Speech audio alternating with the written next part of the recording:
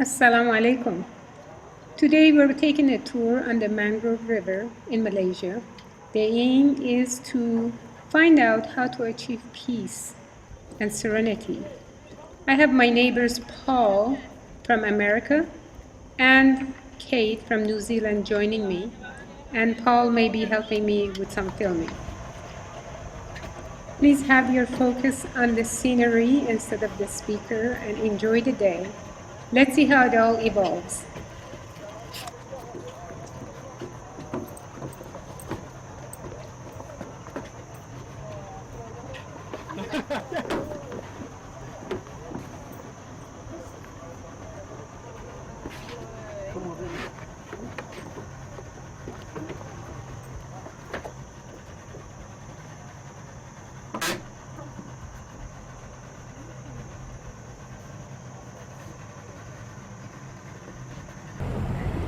How can we have peace? How can we have serenity? For me, it is easy. But it wasn't always easy. It wasn't always like this. I know how a person feels when they're in a beautiful serenity, beautiful surrounding like this. Just about anybody forgets all the troubles of life and they feel comfortable. But how can we maintain this peace? Is that possible?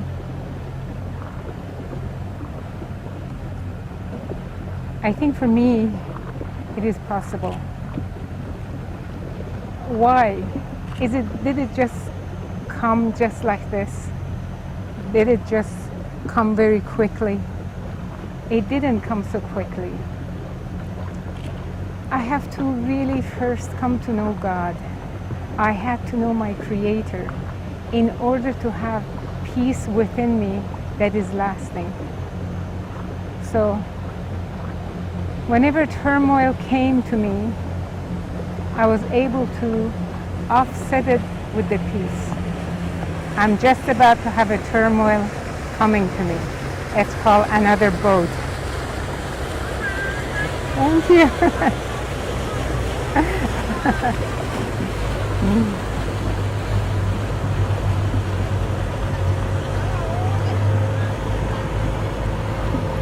This is a Chinese cruise. We have people from all over the world.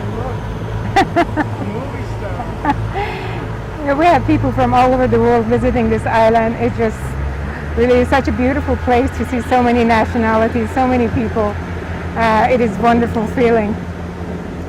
For me, my concentration is I keep coming back to who is my Creator. How can I worship Him? How can I be obedient to Him? How can I show my servitude to Him?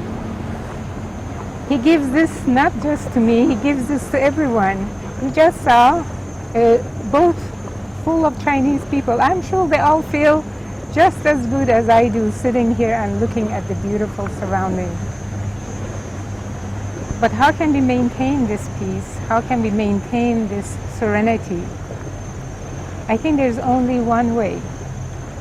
That one way is when we come to know our Creator and to know the bounties that He has bestowed upon us and how He has made it available to all humanity, not any race, not any religion, not any particular person, not even just human being. His bounties are available to all creatures, animals, flies, mosquitoes, anything and anyone, even the nature who are not, they don't have soul as we believe in Islam nature, trees don't have soul, but God has bestowed mercy on them. He is nourishing them. He is giving them food for their life, for as long as it is set for them to live. But He has said human beings are the greatest of His creation.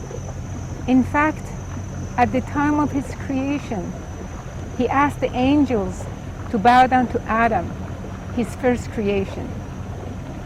What does this tell us? Does this tell us we're all above angels? It doesn't mean that. It means the creation that He made with His own hand, which is Adam. this Adam had superiority over angels. In what way did he have superiority over his angels? We read in the Quran that Allah said to the angels that I'm going to make a human being. Human put him on earth as a vicegerent, as a khalifa. And angels were surprised. They say, Ya Allah, we worship you all the time and we praise you, we praise your glory. And it was like, not that they were jealous, they were surprised that they worship him all the time. How is it that you're going to put a human being that's going to go on earth and have bloodshed and cause mischief on earth? Allah said, I know something that you know not. Then we have in there that Allah teaches Adam the name of all things. By teaching him the name of all things, it doesn't necessarily mean name, this is tree, this is water, this is boat. It means God gave the knowledge of all things that he wanted to give and bestowed on human being. He did bestow on his first creation, which is Adam. Then he said to the angels, tell the name of these things. He questioned them, he tested them. The angels said, we don't know anything unless you have taught us. Then he turned to Adam, he said, inform them of the names. Adam informed them of the names. And Allah said, did I not tell you that I know something you do not know? I know the knowledge of the unseen. That means God already gave the knowledge of certain things, I would say a lot of things, to human being he did not give to the angels. But what is the difference between the angels and human being? The difference is that angels were created to only obey God. They have no willpower. They were made to create, they were made to obey God only. But what did he do with human being? Human being was given the knowledge even maybe above the angels, but God gave human being willpower.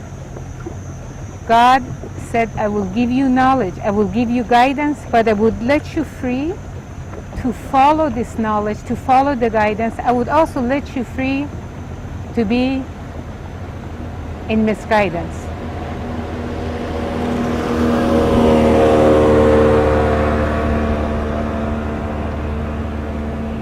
So, misguidance, with it comes turmoil, comes ups and downs, comes the boat rocking like it is now. We want calm. So we know from the time God created Adam, he also had created Satan before he created Adam. When God created Adam, he said to all angels, bow down to him. They did, because they are created to obey God. But with Satan, Satan was among the jinn. This is a third creature of Allah. Satan did not obey God. He said, you have created me from fire and you have created Adam from clay. He exalted himself. He was proud. He did not want to bow down to this creature that was made out of clay. Although it was created with God's own hands, he did not obey. So God said, you will be cast out of here and you will be burnt in hell forever. Satan said, God, give me respite. Give me some time. Give me some time till the day of reckoning. And of course, God could have destroyed him. If he had destroyed him, we would not have any problem. We would have lived like angels. But God, with his wisdom, gave time to Satan to be in existence until the day of judgment. He knew with his wisdom why that was. And now we can see how Satan responded. He said, okay, now that you have allowed me to be misguided, which he caused it by himself, but God allowed it. He said, I will go to the right of them, meaning human being, to the left of them, to their front and to their back, and I will misguide them, except those who believe in God. So we can say many people believe in God, they still do wrong things. How do we? I just love this beautiful scene, really. I talk about the creation, and at the same time, I just can't help to really enjoy this beautiful scenery in these little rivers.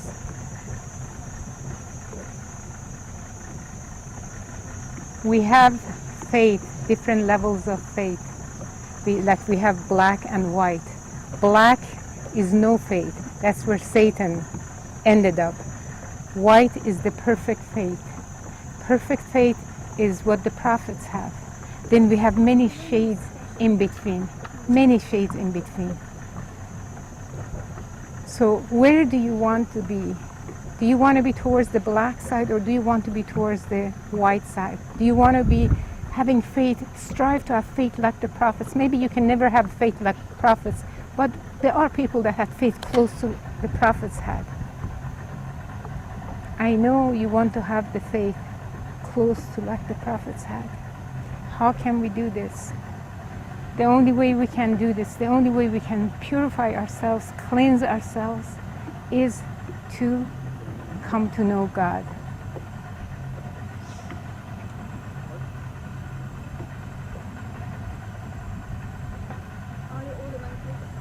Monkeys. Oh, so cute. These are creatures of God. Is it difficult to come to know God? It really isn't difficult. What is difficult is a weak willpower. With weak willpower, it is difficult to know God. But you can have strong willpower. How can you have a strong willpower? The first thing is you have to follow a religion. You cannot on your own choose a way and say, I think this is the way. I checked nearly all the religions of the world. I checked everything. I was looking for the truth. I was looking for God. I was willing to adhere and embrace any of these religions. But then I found they're worshiping many gods. This really contradicted the very essence of the original message that God sent to all the prophets. The message of all prophets was to worship only one God. And men made their own gods. All these different religions, just please study and read them for yourself. You would see how idolatry was introduced to them. Not to mention actual idol worshipping, but many worship their own prophets instead of God. God sent his last prophet, Muhammad, as the last of the message to proclaim and re-proclaim that there is only one God. There is only one God. And all the prophets, Noah, Moses, Jesus, Abraham, Muhammad, they're all prophets of God with the same message. They came to bring the same message. So if you go check all their messages, it is the same. Maybe the rituals are different. Christians have different ways of worship. Jews have different ways of worship. But when you get to the essence of it, even the origin we have defined in the Hinduism, which has numerous gods. When you get to the Vedas and you really study the core of the religion, you find that their original teachers said only worship one God. Buddha never said worship me as God. He never said that. In fact, Buddhists, there are two sections. One, they believe there are unlimited gods. Another section of the Buddhists, they believe there is no God. And then some worship Jesus as God. Worship Buddha as God. Muhammad came with the last message, and he said worship only one God. So if you believe in this, you believe that there is only one God, then it is essential that you pick for yourself, the right religion that guides you to the correct way. We don't know everything. Maybe we have some ideas what is correct, what is not correct, but we don't know everything. So what you need to do is to pick the right religion. This is what I did. 15 years I searched until I found the right religion. And what religion was that? Islam. The Quran is an unadulterated book of God that has not been changed. So since 20 some years I'm studying back to Islam, studying the Quran, studying the religion, I'm practicing the religion. What is the outcome? What do you see in my face? I have peace. I have peace that nothing, no wealth in this world can replace it. I have tranquility. It doesn't mean that I have stress. It doesn't mean that I don't have problems in my life. It doesn't mean I don't have financial problems here and problems with the family, problems with here and there. All the problems do exist. But I have peace. Within all the problems, I have peace. No, I want to teach you how to have serenity.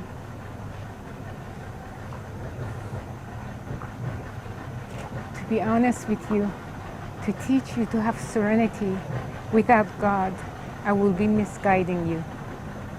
You will find many tapes and videos and audios that teach you how to have serenity. They are beautiful songs with beautiful scenery that gives you peace.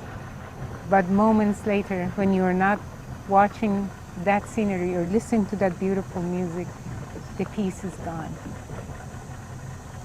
The permanent peace is to look at the creation of God, to look at it and then worship God, knowing that He is the one that created all of this. He is the one that subjected to us and to our enjoyment all that He created. Yes, He said He has subjected the sun and the moon and all that the skies and all that is in between us to us human beings. What does that mean? Does that mean moon is going to bow down to us, moon is going to do what we want? No.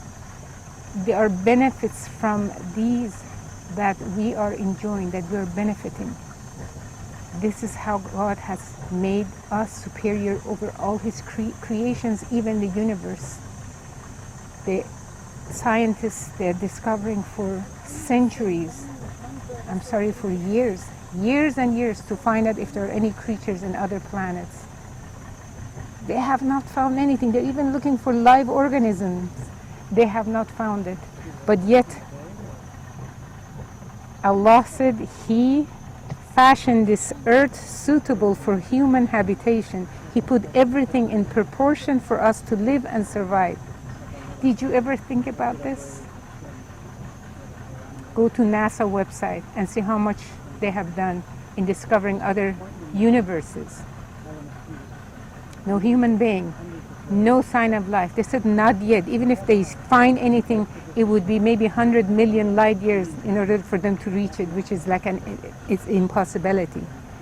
So what I'm trying to say is, God created us. He put us on this earth. He fashioned this earth in such a way that we can enjoy its benefits. Look around you. Take a look and see what I see. Were these just created out of evolution, like the evolutionists claim? But then you compare the evolutionists and creationists, evolutionists cannot win the case. God created everything. God created Adam. Adam was not a monkey and then turned to be an Adam. No, Adam was created with God's own hands. Let us go back to serenity. One of the best ways that I can have serenity for me is to study the Quran. When I study the Quran and I see the beauty of and the wisdom of my Creator, how He dealt with people, how He dealt with nations, how He was so kind with us, how He gave us everything that we need. He gave us guidance, how much He loves us. Beginning of every chapter of the Quran is Bismillahir Rahmanir Rahim, in the name of God, most gracious, most merciful. Everywhere we find His grace and everywhere we find His mercy, everywhere we find His beauty. Is it possible to have such a gracious creator and not be grateful? He tells us many things. Oh, son of Adam, when you sin, don't despair. Don't despair. I will forgive you. Just come to me. Turn your face to me. Ask for forgiveness. I will forgive you. You don't have to. God says no one pays for the sin of another one. Unlike the Christians that believe that Jesus had to be crucified on the cross for the sin of mankind, Islam does not have such notion. God says everyone stand on his own, but at the end of the day he forgives all sins except one sin, and that is associating partners with God. And we worship any other, whether human being or object or anything else, the sun and the moon or anything, except the Creator. When we worship him only, we believe there's only one God, and we believe in the message of his prophets. That by itself is serenity. Are you getting tired? You getting tired? You're okay? No, there are many good scenes. You know, that sometimes. Is it okay, really? Because I can't see, but this is so great. Well, this is good now. I will have the sun on my face.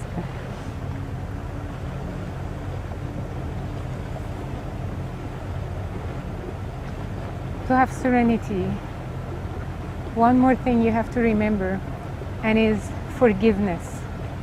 If you're carrying in your hard feeling towards anyone, it is not possible to have serenity.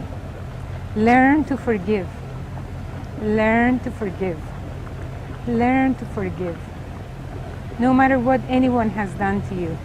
If they don't come to you, reach out to you, asking you forgiveness, of course that would be easy. When somebody reaches out, ask for forgiveness, it's easy to forgive. But if they don't, and you carry anger, you carry upset, you carry hatred, you're only hurting yourself. Learn to forgive, have peace, and let go. But then, it doesn't mean if somebody is being unjust to you, you just forget that they're unjust to you. How you can have serenity with that is know that God would not leave anything unaccounted. If somebody is unjust to you, God would deal with them. He will deal with them, whether it's in this world or in the hereafter. You don't have to take the law in your own hands. You don't have to take revenge, whether it's taking revenge on your own or having... Oh, this is so beautiful. This is Crocodile Cave? No crocodile. Yeah, no crocodile, but it's the cave. Okay, we're about to enter Crocodile Cave. Am I still online? Yes. Well, we may not be able to get me on there. There are no crocodiles here, but this is where it used to be a crocodile. It's a very beautiful place. But remember, in every darkness, there's also light. In every darkness, there's also light at the end of the tunnel. There's light at the end of every tunnel. So when you plunge into darkness, just know that God is not going to leave you. He is with you. He will be with you. Just have hope. Know that there is light. May God grant all of us His guiding light. Don't give up, my dear viewers. Please remember what we talked about. And now it's the end of our tour, and we have to return.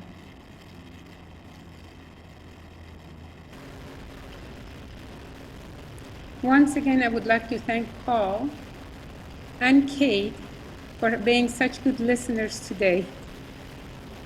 And I'm glad everybody had a good time. And I'm also glad that nobody fell off the boat and we're all returning safe and sound.